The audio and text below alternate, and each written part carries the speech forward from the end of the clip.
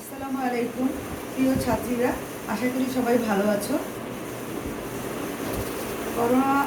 করোনার এই সময়ে তোমরা সবাই ঘরে থাকো, কারণ এটা মহামারী। এটা কতদিন যাবৎ চলবে আমরা ঠিক কেউই বলতে পারছি না। সুতরাং ঘরে থেকে পড়াশোনা করাটাই এই সময় যুক্তিসঙ্গত। তোমরা কেউ বাইরে আসবে না, ঘরের বাইরে আসবে না, বরং ঘরে থেকে মনোযোগ সহকারে পড়াশোনা করে পরীক্ষার জন্য রেডি হও। তাহলে যখন পরীক্ষা হবে তখন পরীক্ষা দিতে কোনো অসুবিধা হবে না। আমি তোমাদের ম্যাডাম এলেম আক্তার বানু, অর্থনীতি বিভাগের। আমি তোমাদের কৃষি অর্থনীতি থেকে আজকে আলোচনা শুরু করছি। তৃতীয় বর্ষের ক্লাস নিচ্ছি আমি। তৃতীয় বর্ষের ক্লাস কৃষি অর্থনীতি, কৃষি এবং গ্রামীণ অর্থনীতি, কৃষি এবং গ্রামীণ অর্থনীতি। বিষয় কোড হচ্ছে 232215। অধ্যায় যেটা আমি পড়াচ্ছি সেটা হচ্ছে 1 এবং 2 থেকে আজকে আমি তোমাদের সাথে আলোচনা করব। আমার লেকচার 1 হবে, লেকচার 2 হবে এবং লেকচার 3 হবে, যাতে তোমরা ভালো করে বিষয়টা ফলো করতে পারো। কৃষি এবং গ্রামীণ অর্থনীতি। বাংলাদেশের অর্থনীতি মূলত কৃষির উপরে নির্ভরশীল, এটা আমরা সবাই জানি। কৃষি হচ্ছে আমাদের অর্থনীতির প্রাণ। তোমরা এতদিন যে পেপারগুলো পড়েছো সেগুলো পড়ে পড়ে তোমরা হয়তো একটু বিরক্ত হয়ে গেছো, কারণ অঙ্ক, বিভিন্ন ধরনের ছবি, বিভিন্ন ধরনের ডায়াগ্রাম, অনেক ধরনের বিষয় যেগুলো তোমাদের ইকুয়েশান, এগুলো মনে রাখতে হয়। কিন্তু আমি বলবো যে তোমরা থার্ড ইয়ারের যে পেপারগুলো তোমাদের জন্য শুরু হচ্ছে, তৃতীয় বর্ষের যে পেপারগুলো, এগুলো পড়ে তোমরা খুব আনন্দ পাবে। আমার খুব প্রিয় বিষয় হচ্ছে কৃষি অর্থনীতি। তোমাদের যে থার্ড ইয়ার যে পেপারগুলো আমরা পড়াচ্ছি, এর মধ্যে কৃষি অর্থনীতি হচ্ছে একটা অর্থনীতির বিশেষ শাখা, যেখানে আমরা কৃষি এবং গ্রামীণ অর্থনীতি নিয়ে আলোচনা করব। গ্রাম তো আমরা সবাই জানি, কিন্তু গ্রামীণ অর্থনীতি কী এবং কৃষি সম্পর্কে আমরা জানি, কারণ আমাদের জীবন শুরু হয় যে খাদ্য দিয়েই তো আমরা আমাদের জীবন যাপন করি। খাদ্য ছাড়া আমরা কেউ বাঁচবো না। সেই খাদ্যটা আমরা কোত্থেকে পাই? আমরা খাদ্যটা পাই কৃষি থেকে। এজন্য আমি বলছি যে কৃষি থেকে কিভাবে খাদ্য আসে, কৃষক কিভাবে ফসল ফলায়, কিভাবে জমিগুলো প্রস্তুত করে, আমাদের ফসল ফলানোর পদ্ধতি কী, এই বিষয়গুলো তোমরা কৃষি অর্থনীতিতে জানবে। এবং কৃষি অর্থনীতি এজন্যই তোমাদের, আমি মনে করি যে তোমরা যত পড়বে তত তোমাদের কাছে জিনিসটাকে খুবই আনন্দময় একটা পাঠ মনে হবে, তোমরা উৎসাহ পাবে। তোমরা বাংলাদেশের গ্রামীণ জীবন সম্পর্কে জানবে, বাংলাদেশের আপামর জনসাধারণ যারা গ্রামে থাকে তাদের জীবন প্রণালী সম্পর্কে জানবে। তারা কিভাবে ফসল ফলায়, মাথার ঘাম পায়ে ফেলে যে ফসল ফলায় সে সম্পর্কে তোমরা জানবে। কিভাবে দুর্যোগ থেকে তারা ফসলকে রক্ষা করে, তাদের ফসল ফলানোর পদ্ধতিগুলো কী, এবং তারা যে খামারগুলো প্রতিষ্ঠা করে সেগুলো কী ধরনের খামার, এগুলো আমি তোমাদের সাথে অবশ্য আগেও কথা বলেছি। আমাদের এই যে সময়কালীন আমরা এখন ক্লাস বন্ধ আছে, এর আগে আমাদের যে ক্লাসগুলো হয়েছে ওই সময় আমি তোমাদের সাথে কৃষি অর্থনীতি নিয়ে ব্যাপক আলোচনা করেছি। আমার একটা প্রিয় বিষয় হচ্ছে কৃষি অর্থনীতি। আমি আশা করি আমার ছাত্রীদেরও কৃষি অর্থনীতি খুব ভালো লাগবে। এখানে কঠিন কোনো কিছু নেই, এখানে শুধু পড়া এবং সে বুঝে বুঝে আনন্দময় পড়া। আমি বলবো খুব আনন্দময় পড়া, কারণ পড়া থেকে যদি শুধু আনন্দটা চলে যায়, শুধু পড়তেই হয়, সেখানে আমি মনে করি যে ছাত্রীদের কাছে সেটা খুব বেশি গ্রহণযোগ্য হয় না, এবং এই জন্য ছাত্রীরা কঠিন বিষয়গুলোকে অ্যাভয়েড করতে চায়। তো আমি তোমাদের বলবো, তোমরা যদি কৃষি অর্থনীতি পড়ো তাহলে তোমরা দেখবে যে কৃষি অর্থনীতি আমাদের জীবনকে কীভাবে পরিচালিত করে, এবং কৃষি আমাদের জন্য, আমাদের প্রাণ হচ্ছে কৃষি, অর্থনীতির প্রাণ হচ্ছে কৃষি। বর্তমানকালে হয়তো উন্নত দেশগুলোতে কৃষির গুরুত্ব কিছুটা কমেছে, কিন্তু তাও খাদ্যের জন্য প্রত্যেকটা দেশ কৃষির উপর নির্ভরশীল, বস্ত্রের জন্য প্রত্যেকটা দেশ কৃষির উপর নির্ভরশীল, কারণ বস্ত্রের যে প্রধান উপকরণ তুলা, এটা কৃষি থেকেই আসে। তো কৃষি সম্পর্কে বিভিন্ন অর্থনীতিবিদ বিভিন্ন সংজ্ঞা দিয়েছেন, বিভিন্ন কথা বলেছেন। তো আসলে কৃষি হচ্ছে জিও ব্রাউনের মধ্যে কৃষি হচ্ছে বিজ্ঞান এবং শিল্পকলা এবং ব্যবসা, আর এই কোহেনের মধ্যে কৃষি হলো চাষাবাদের শিল্প এবং বিজ্ঞান। আমাদের দেশের বিখ্যাত অর্থনীতিবিদ এস.এম. আকাশের মতে কৃষি হলো ভূমি কর্ষণ, বীজ বপন, শস্য উৎপাদন এবং পরিচর্যা, ফসল কর্তন, যা অরণ্যায়নের সাথে সম্পর্কিত। তো কৃষিটা আসলে হচ্ছে আদি শিল্প, আমাদের আদি শিল্প হচ্ছে কৃষি। তাহলে আমরা কৃষি বলতে কি বুঝি? সাধারণত ভূমি কর্ষণ থেকে আমরা মনে করি যে ভূমি কর্ষণ এবং ফসল ফলনই হচ্ছে কৃষি।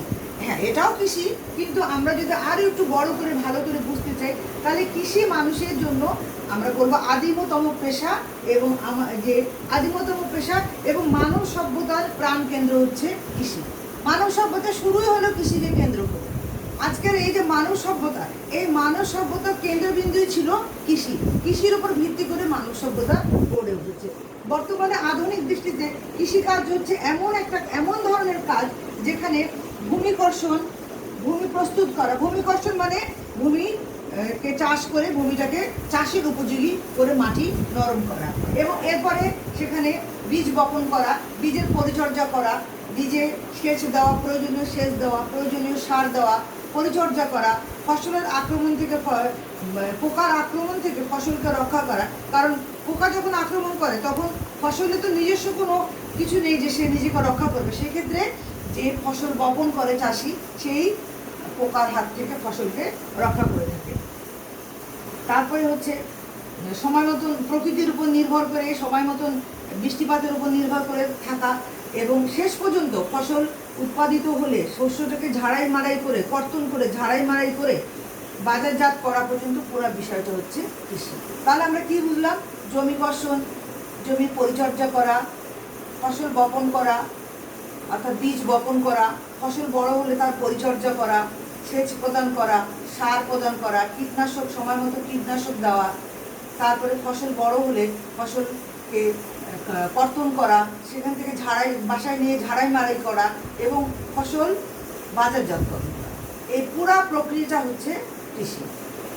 যেমন একজন কৃষক ধান উৎপাদন করতে গেলে ধানের বীজ বপন করে, সেই বীজ থেকে চারা গজায়, এরপরে ধান বড় হয়, এর মধ্যে কৃষককে সার দিতে হয়, কৃষককে এখানে সেচ দিতে হয়, পরিচর্যা করতে হয়, এরপরে ফসল পাকার পরে, ধান পাকার পরে ধানটা কর্তন করে ঝাড়াই মাড়াই করে তারপরে বস্তাবন্দি করে সেটাকে বাজারজাতকরণ করা এবং নিজের পরিবারের খাদ্যের জন্য রেখে দেওয়া। এই পুরা প্রক্রিয়াটা হচ্ছে কৃষি। তাহলে আমরা বুঝলাম যে কৃষি হচ্ছে শুধুমাত্র ফসল ফলানো না, কৃষির সাথে এই বিষয়গুলো সব জড়িত। এই জন্য আমি আগেই বলেছি কৃষি হচ্ছে মানুষের সবচেয়ে প্রাচীনতম পেশা, সভ্যতার জন্য সবচেয়ে প্রাচীনতম পেশা, এবং মানব কল্যাণের জন্য, যে মানব সভ্যতার জন্য, যে সব মানবের কল্যাণের জন্য তো সভ্যতা, যে সভ্যতার কেন্দ্রবিন্দু হচ্ছে কৃষি। ধারণা করা হয় যে তুরস্ক এবং প্যালেস্টাইনে প্রথম কৃষি সূত্রপাত হয়েছিল। এরপরে আমরা বলি, আরও ধারণা করা হয় যে 5000 বছর পূর্বে মিশর এবং মেসোপটেমিয়ায় যে লোহার লাঙ্গলের ব্যবহার হয়েছিল। লোহার লাঙ্গল যেটা আজকে আমরা জানি গরু এবং লাঙ্গল দিয়ে আমাদের দেশের কৃষকরা চাষ করে, গরু এবং লাঙ্গল, এইটা প্রাচীন মিশরে 5000 বছর পূর্বে মিশর এবং মেসোপটেমিয়ায় এটা শুরু হয়েছিল। এছাড়া চীন এবং রোম সাম্রাজ্য আমরা দেখি কৃষির ক্ষেত্রে তারাও একটা বিশেষ প্রভাব বিস্তার করেছিল, কারণ এই সময় চীন এবং রোমে প্রচুর কৃষিকাজ করা হতো। তো আসলে কৃষি অর্থনীতি আমরা কেন পড়বো? কৃষি অর্থনীতির একটা আলাদা গুরুত্ব আছে।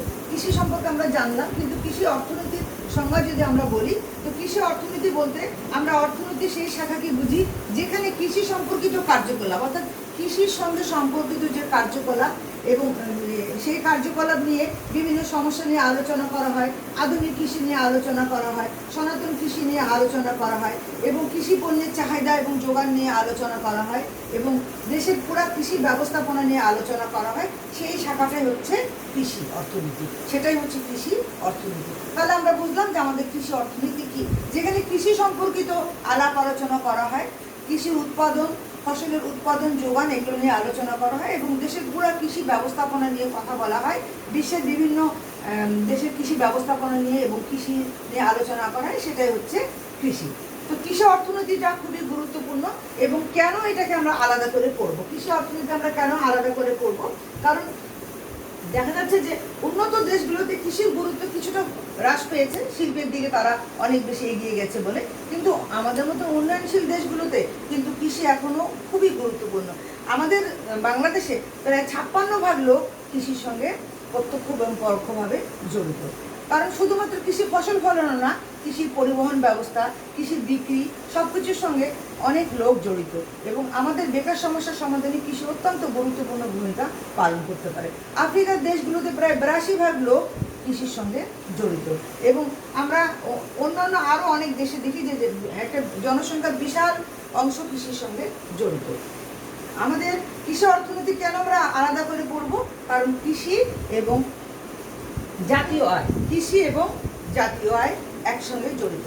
কারণ যে দেশের অর্থনীতি কৃষির উপর নির্ভরশীল, সে দেশের জাতীয় আয়ের একটা বড় অংশ আসে কৃষি। কৃষির সঙ্গে শিল্পায়ন অঙ্গাঙ্গিভাবে জড়িত, কারণ কৃষির পণ্য থেকেই শিল্পের উৎপত্তি। যেমন কাপড় তৈরি করতে প্রধান উপকরণ হচ্ছে তুলা, ময়দা তৈরি করতে প্রধান উপকরণ হচ্ছে গম। যে কোনো পণ্য আমরা উৎপাদন করি না কেন সেখানে কৃষির একটা বড় প্রাধান্য আছে। যেমন চিনির জন্য আমাদের আখের প্রয়োজন। আমাদের যে কোনো পণ্য যেটা আমরা তৈরি করি সেটা আমরা দেখি যে মূল উপকরণটা কৃষির সঙ্গে সম্পর্কিত বা কৃষি থেকে আসে। একটা দেশের জনসংখ্যার বিরাট অংশ কৃষির সঙ্গে জড়িত থাকে, তাই কর্মসংস্থানের ক্ষেত্রে কৃষির গুরুত্ব অপরিসীম। কারণ যে দেশে জনসংখ্যা বেশি সেই দেশের জনসংখ্যাকে কৃষিক্ষেত্রেই বিশেষত নিয়োগ করা হয়। এবং দেখা যায় যে আমাদের দেশে আমি একটু আগে বললাম যে 56% লোক প্রত্যক্ষভাবে কৃষির সঙ্গে জড়িত এবং আরও কিছু অংশ প্রায় 10% লোক অন্যান্য কৃষিকাজের সঙ্গে সম্পর্কিত। এবং যেমন আফ্রিকাতে বলা হচ্ছে যে আফ্রিকাতে দেখা যাচ্ছে যে 82% লোক কৃষির সঙ্গে জড়িত। এবং এশিয়ার দেশগুলোতে যেমন আমাদের পাশাপাশি দেশ ভারত, ভুটান, নেপাল, শ্রীলঙ্কা, এই সমস্ত দেশেও একটা জনসংখ্যা প্রায় আমরা বলতে পারি, পাকিস্তান, আরও যে দেশগুলো আছে থাইল্যান্ড, ভিয়েতনাম, 65% লোক হচ্ছে কৃষির সঙ্গে কর্মরত। অধ্যাপক লুইসের মতে কৃষি হচ্ছে যে দেখা যায় যে কৃষি অসীম অভাব তথা বেকার সমস্যা রোধে সাহায্য করে থাকে। অধ্যাপক লুইস বলেছেন যে অসীম যে বেকারত্ব থাকে সেই অসীম বেকারত্ব দূর করতে কৃষি খুবই গুরুত্বপূর্ণ ভূমিকা পালন করে থাকে। তো কৃষি আরেকটা গুরুত্বপূর্ণ খামার এবং চাষাবাদ পদ্ধতির জন্য।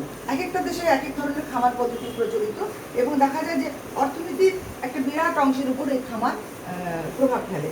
যেমন দেখা যায় যে ছোট খামার আছে, বড় খামার আছে, বিশেষায়িত খামার আছে, বহুমুখী খামার আছে।